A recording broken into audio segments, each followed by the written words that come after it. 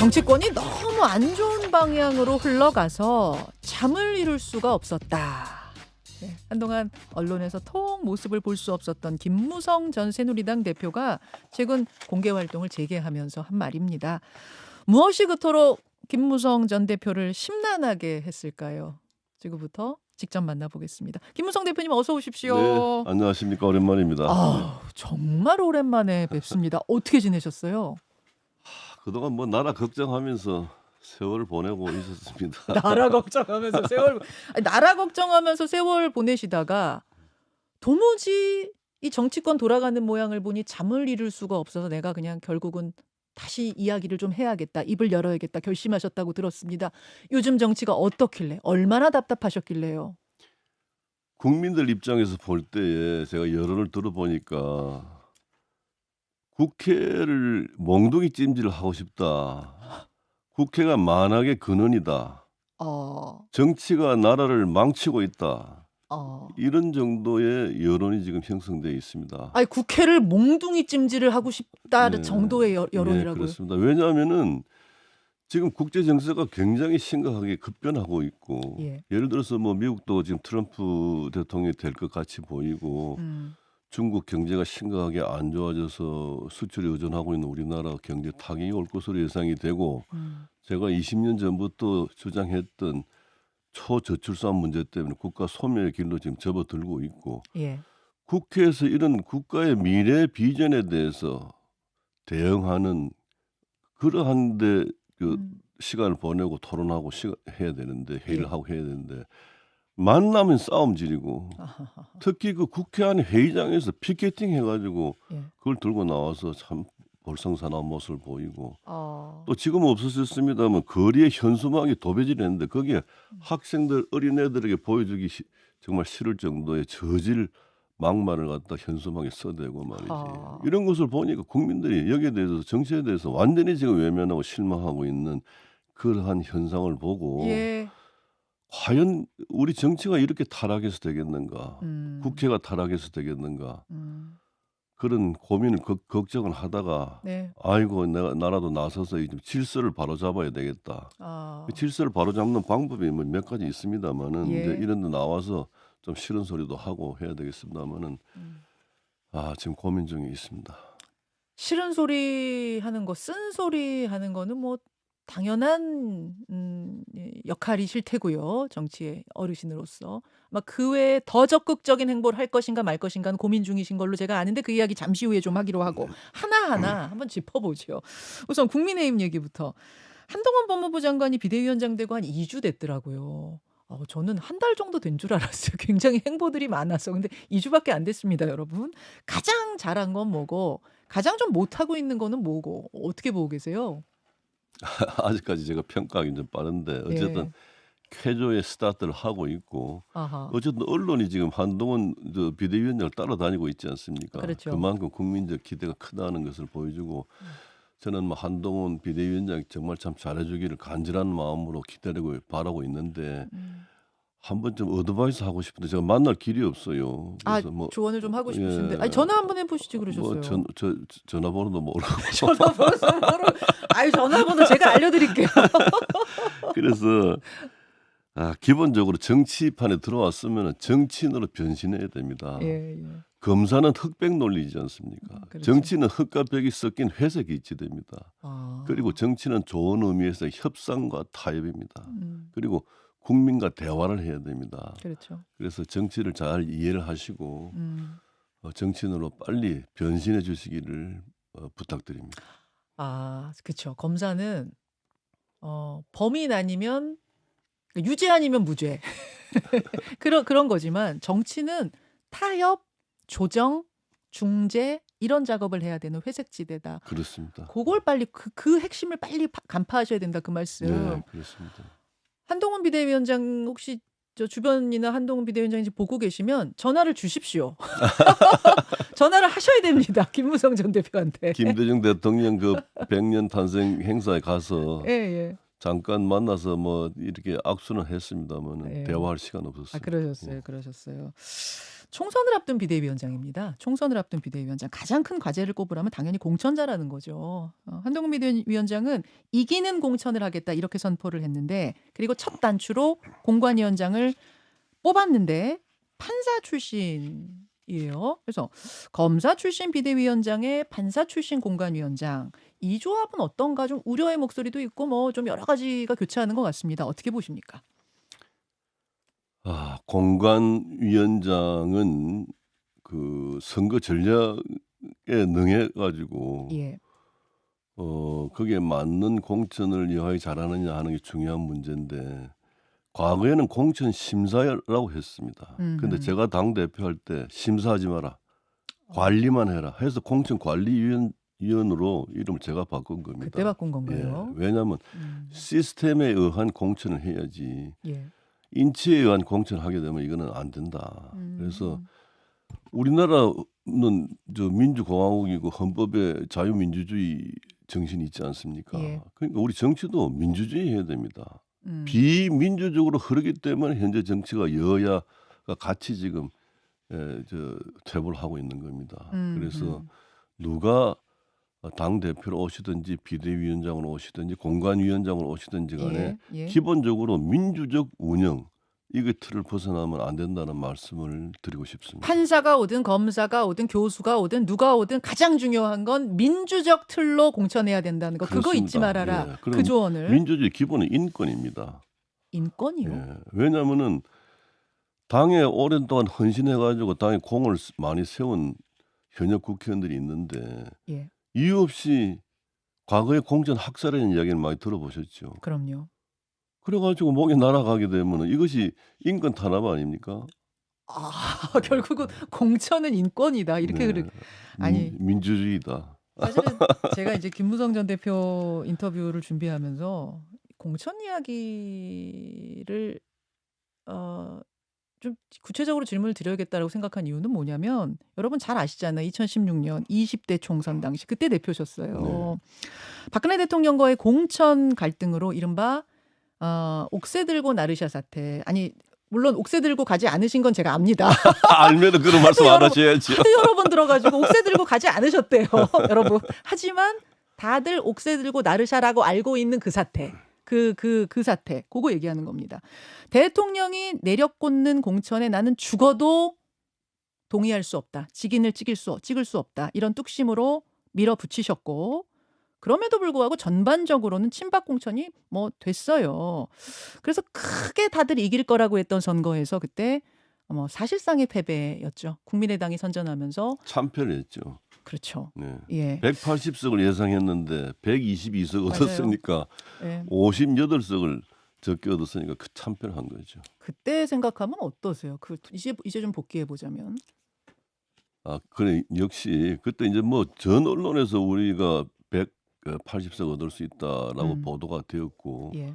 또 거기에 대한 준비를 했고 당헌 당규를 다 개정해 가지고 상향식 공천 제도를 확보를 했습니다. 예.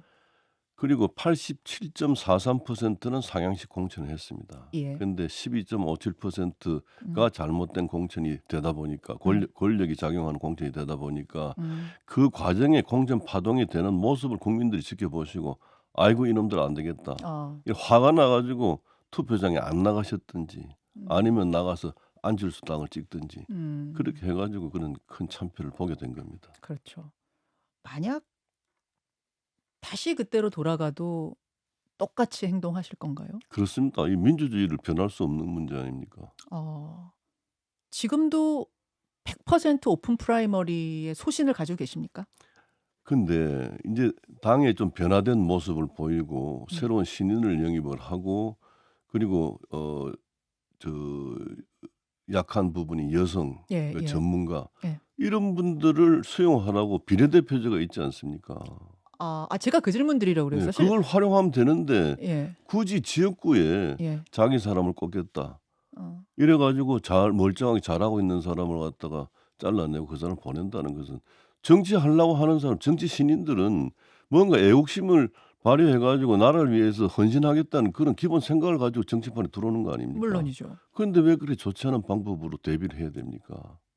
그런 사람 치고 잘 된 사람 내가 본 일이 없어요. 그러니까 전략 공천을 하는 이유가 정치 신인, 뭐 또 청년, 뭐 전문가, 여성 이런 사람들을 영입해서 정치에 입문하게 하려면 결국은 전략 공천해야 된다. 뭐 이런 이야기가 항상 있었던 건데 그들을 위한 제도가 비례대표가 있지 않느냐 그 말씀. 그렇습니다. 굳이 왜 지역구에서 그렇게 하느냐. 네, 비례대표 활용하면 됩니다. 지금 도는 소문은 용산발 낙하산 공천이 있을 수 있다 이런 소문이 돕니다. 특히 PK, TK 이쪽으로는 대대적인 물갈이가 있을 거다 이런 이야기가 도는데 이 부분도 반대십니까? 저는 그렇게 안 하리라고 생각을 하고 그렇게 하면은 선거 집니다. 왜냐하면은요. 지금 지난 대통령 선거 때 우리 경험해 봤습니다마는 우리나라가 지금 병리적 상황이 진영되길이 워낙 첨예하다 보니까 예. 국민들이 50대 50으로 딱 갈려져 있습니다. 예. 그래서 50%의 국민들이 얼만큼 투표장에 많이 나가게 하느냐 하는 그 게임입니다. 이 선거공학입니다. 그러면은 우리 편이 분열되지 않아야 흔쾌한 마음으로 자기 지지하는 정치 세력을 위해서 투표장에 나가게 되는 거죠. 그렇겠죠. 그런데 마음을 상하게 하거나 이게 정의롭지 못하다거나 이러면 투표를 갖다 포기하게 됩니다. 또 나가서 홧김에 다른 데를 찍게 됩니다. 그래서 분열되지 않는 공천을 하는 측이 이깁니다. 그런데 현재 이제 민주당은 그 이재명 사당이 돼가지고 그 이낙연 계의 의원들을 지금 대거 지금 말하자면 숙청하려고 하고 있지 않습니까? 그러니까 지금 분당하게 되는 겁니다. 뭐 이번 주에 발표한다고 했으니까 예, 분당되게 예. 되겠죠. 그러니까 민주당은 지금 대분열이 지금 일어나고 있는 겁니다. 어. 그럼 우리 당만 분열하지 않는 공천을 하게 되면 무조건 이기는 선거죠. 일단 이준석 전 대표가 전직 대표가 나갔는데요. 그건 소분열입니다. 아, 소분열입니다. 소분열 대분열 나누는 건 어떻게 나눕니까? 그거는 뭐 저 여러 가지 상황을 보면 알죠. 우선 저 이낙연 전 총리는 대권 주자 중 한 사였지 않습니까? 예, 예. 그리고 호남에 기반을 두고 있고 예. 동교동이나 배경을 갖고 있지 않습니까? 이준석 대표는 지역 기반이 불분명하지 않습니까? 대권 주자도 아니었고 또 여러 가지 불미스러운 일이 있어가지고 징계를 받지 않습니까? 그러니까 큰 차이가 나는 겁니다. 아, 그건 소분열, 그러니까 분열의 정도가 양당이 일단 좀 다르다라고 보시는 네, 거고. 그렇습니다.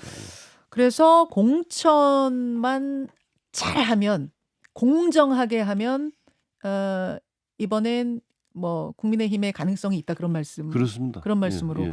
보이네요. 근데 만약 이번에도 20대 때처럼 뭔가 낙하산 공천이 이루어진다고 하면 그때는 그러면은 공천 파동 일어날 거다. 그 경우는 필패다. 지난번에 재판이 될 거다 그렇게 보세요. 그렇습니다. 그래서 그런 것에 대한 주의 환기를 하기 위해서 제가 지금 이런 인터뷰를 하고 있는 겁니다. 그렇고 만약 그게 현실화가 된다 그러면은 그 PK, TK 그쪽에서는 무소속으로 나갈 분들도 많을까요? 많지요. 많아요. 지금 아무 이유 없이 공천을 못 받게 되면 가만히 있겠습니까? 저라면 예. 가만히 안 있겠네요. 네. 아무 이유가 없다고 예. 느껴지면. 결국 분열되는 겁니다. 만약 근데 수도권은 예. 작은 표차로 당락이 결정되지 않습니까? 그렇죠. 굉장히 작은 그러니까 수도권에 큰 영향을 미치는 겁니다. 과거에 유승민 의원을 공천을 갖다가 안 주게 되면 수도권 선거 못 치른다 이런 말이 있었거든요. 근데 결국은 지역에서 여론조사에서 압도적 1등을 하는 유승민을 갖다가 안 주고 다른 사람 공천을 줬단 말이죠. 그랬었죠. 그러니까 선거가 그렇게 어려워지는 겁니다. 그거 막으려고 사실은 난 안 된다. 절대 안 된다 그랬던. 이런 잘못된 갈등이잖아요. 부당한 공천을 내가 최고위원회에서 의결할 수 없다. 예. 이건 정의가 아니다. 예. 그래서 기자회견을 하고 제가 더 영도로 이상 가신 거죠. 내 지역권 내려간 거죠. 그랬던 거죠. 네. 이번에도 비슷한 상황이 벌어지면 대패다. 무소속으로도 많이들 나갈 거다. 아니 김무성 전 대표님도 무소속으로 나가든지 예. 이준석 신당에 힘을 얻겠죠. 그렇지 않습니까? 그러니까 이준석 신당의 성패는 예. 우리 당의 공천을 어떻게 하느냐에 따라 있는 겁니다. 아하. 그리고 이제 신당이 지금 몇 개 나오는 걸로 지금 되어 있는데 예. 이것도 비례대표제의 제도 예. 이것이 이대로 유지될 것인지 병립형으로 과거처럼 다시 전환이 될 것인지 병립형으로 전환하게 되면 신당의 힘이 약화될 것입니다. 그렇죠. 예, 그런 것들이 다 복합적으로 이준석 신당 이야기가 뭐 나왔을 말입니다만 만약 지금 우려하시듯 공천이 좀 뭔가 불공정하게 이루어진다라는 느낌이 들면은 이준석 신당으로 얼마나 갈 것 같습니까? 현역 의원들이. 공천에 부당하게 탈락됐다고 생각하는 분들은 글로 많이 많이요. 가겠죠. 많이요. 뭐 5명, 10명, 20명 뭐 이런 이야기 나오던데 설마 20명 이 정도까지는 아니겠죠? 그런데 그런 일이 있어서는 안 됩니다. 그럴 가능성도 배제하진 않으세요? 알 수가 없죠. 알 수가 없는데. 아니 20명이란 거는 사실은 교섭단체를 만들 수 있을 정도 상황이라. 예. 그래서 저는 뭐 이낙연 대표가 주도하는 신당은 교섭단체 이상의 의석을 얻을 수 있다고 생각이 되고 이제 이준석 신당은 이제 우리 당이 하기 나름이다. 그렇게 보세요. 이렇게 생각합니다.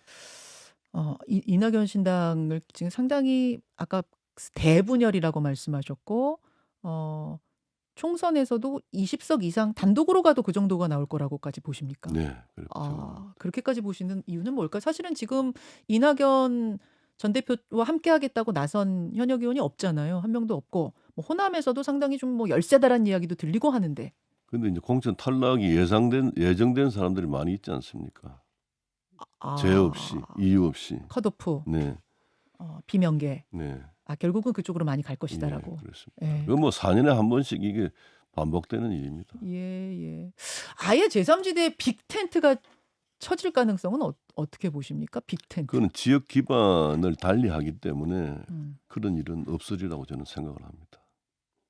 너무 단호하게 말씀하시는데요. 이게 이제 우리나라가 망국병이 지역 감정인데 저는 이 지역 감정을 해소하기 위해서 뭐 정말 참 노력을 많이 한 사람인데 오죽했으면 제가 광주에서 출마할 수도 있다고 내가 했겠습니까? 그런데 결국은 현재 이 지역 감정이 없어지지 않은 이런 상황에서 지역 배경이 있기 때문에 그 두 배경이 빅텐트를 치는 것은 현실적으로 어렵다 이런 생각이 됩니다. 그렇기는 한데 지역 감정이란 게 있죠. 그래서 뭐 쉽지 않다고는 하지만 지금 상황이 뭉치지 않고는 쉽지 않은 상황이기 때문에 뭉칠 수밖에 없을 거다. 같은 목표를 향해서 이런 얘기가 나오는. 뭉치면은 또 역작용이 할 수도 있습니다. 그게 선거의 전문가들이 보는 시각입니다. 그렇습니까? 그냥 산술적으로 생각할 때는 뭉칠수록 좋지. 뭉쳐야 힘이 커지겠지 이렇게 생각하는데 그렇게 안 보시는 거예요. 지역 감정 때문입니다. 하하. 예전보다는 많이 좋아지지 않았나요? 그 지역 감정이란 게. 별 좋아지지 않았습니다. 그렇습니까? 부산에서 오신 분이 또 이렇게 말씀하시니까 중앙에서 느끼는 것과 서울에서 느끼는 것과 좀 다른가 이런 생각도 드는데 알겠습니다. 김무성 전 대표 지금 만나고 있습니다. 그나저나 정치를 멀리서 바라보고만 있자니 답답해서 속이 터져서 일단 마이크 앞에서 내 소리를 내야겠다라고 생각하셨다고 했고 거기에다가 조금 더 적극적으로 움직인다면 총선 출마를 하실 수도 있는 건가요? 저는 우리 당의 당헌 당규가 상향식으로 되어 있습니다. 그래서 이 원칙 지켜야죠. 이 원칙이 깨지게 되면 이것은 옳지 못한 정의롭지 못한 일이 벌어지는 것이죠. 정의롭지 못한 일이 벌어지는데 그것을 가만히 보고 있는다는 것은 그것도 부정이죠. 그렇지 않습니까? 그래서 저는 제가 지금 뭐 육선 의원까지 했는데 저는 육선 의원 하면서 공천을 2번은 못 받았지 않습니까? 그렇습니다. 그런데 지금 선수 한번 더 다는 게 저한테 무슨 의미가 있겠습니까? 그러나 퇴보하고 있는 정치, 민주주의가 지금 그 퇴보하고 있는 이런 타락한 정치를 바로잡기 위해서 역할을 해야 되겠다 하는 결심을 지금 굳혀져 가고 있는 그런 과정이 있습니다. 굳혀져 가고 있는 과정이다 정도 말씀하신 거면 사실상 굳히신 거네요. 근데 마지막 수순이라는 게 있죠. 예. 통보할 때 통보를 하고 또 지역에 가서도 이제 마지막으로 한 번 더 유권자들에게 한번 상의하는 그런 과정이 있어야 되겠죠. 그 과정만? 정치란 건 과정이 굉장히 중요하기 때문에. 물론입니다. 그 과정을 지금 남겨놓고 있는 상황. 아니 9년 전쯤에 그러셨더라고요. 김무성 전 대표님. 70세 이후에는 나 선출직 안 나서겠다. 기억나세요? 그 말씀하신 거? 그러면 그 부분에 대해서도 뭔가 어떻게 설명을 하시겠습니까? 그것 때문에 지금 결심을 지금 좀 그 망설이고 있는 중입니다. 그게 맞죠. 가장 그때 왜 그러셨어요? 9년 전에. 근데 그때는 국회의원 6번 하면 그만해야죠. 그만해. 그만하고 예. 또 70 넘으면 이제 가정으로 돌아가야죠. 응? 그러셨는데. 저는 뭐 오랜 시간을 이제 공인생활을 하면서 예. 가정에 충실하지 못했기 때문에 이제 인간의 인생의 행복이라는 게 가족과 많은 좋은 시간을 보내는 게 제일 큰 행복이라는 걸 제가 비로소 깨닫게 되었고 예. 그래서 이제 가정으로 돌아가겠다는 생각을 했는데 음. 정치가 더 좋아지는 방향으로 가지 않고 급격하게 더 나빠지는 그 방향으로 가고 있기 때문에 음. 고민을 하고 있는 겁니다. 아. 그러니까 정치가 이렇게 몽둥이질을 해야 될 만큼 답답한 상황으로 갈 거라고는 예상하지 못했는데 지금은 참 바라만 보고 있기에 너무 답답한 상황. 이것이 지금 가장 결정적인 거군요. 요새 유튜브라는 게 있어 가지고 저는 뭐 유튜브 잘 안 봅니다마는 예. 그 가끔 이렇게 이제 돌리다 보면은 국회에서 발언하는 거 보면은요. 제 얼굴이 뜨거워져요. 음. 어떻게 저렇게 음. 정말 좀 질문해 놓고 답을 들어야지 답변을 못 하게 하고 아 옛날엔 안 그랬어요. 옛날에도 그렇지 이렇게 않았어요. 정도의 차이죠. 정도의 차이가 있어요. 그리고 그냥 과음을 지르고 예. 주로 비례대표 의원들이 그 짓을 하더라고요. 아 그렇습니까? 그 왜 그럴까? 지역구 공천을 받기 위해서 튀는 겁니다. 아하. 그러니까 비례대표는 전문성 때문에 비례대표를 줬으면 거기 충실해야지. 비례대표원이 지역에 가려고 그렇게 노력하는 것도 그것도 잘못된 정치 관행입니다. 과거에는 그런 일이 별로 없었습니다. 예. 그런 답답함을 오늘 오랜만에 마이크 앞에 서서 토로하셨는데요. 김무성 대표님, 오늘 인터뷰가 이제 시작이 됐으니까 자주 나오셔서 그 답답함을 좀 표출하시죠, 이제. 불러주면 나오겠습니다, 이제. 오늘은 여기까지 오랜만에 함께했습니다. 김무성 전 새누리당 대표. 오늘 고맙습니다. 네, 감사합니다.